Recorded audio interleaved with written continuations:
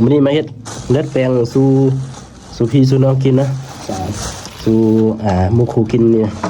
พี่แม่ฟ้าไหมนะมากินเลือดแปลงกันพี่น้องสวัสดีสิเนี่ยคือพ่อครับชื่อพรนั่นทำการแล้วพรรอพี่น้องนะรอแต่จริงใจมากินเลือดแปลงกัน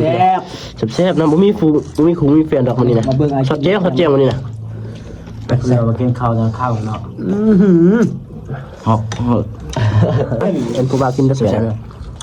ก็ถือต้องจัดแถบเลยแอมนะพี่น้องโอ้ยบ่แอมยังบ่มีแฟนเล่นรอ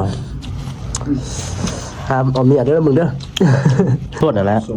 คันคนบ่โทษก็เข้าด่ามันเนาะเขาด่าเราคูณแฟนบ่ล่ะมากินเลือดแปลงกันพี่น้องบางคนก็ยังมู่ไว้ว่าเฮาเป็นคนส้นเผาได้เป็นกุ้ยเป็นก้อบ่จักเด้อแต่เฮาเป็นมึงอย่าสิมาเสลยว่าเป็นส้นเผาหยังยาวกับพ่อกันซ้ำนี่เนาะ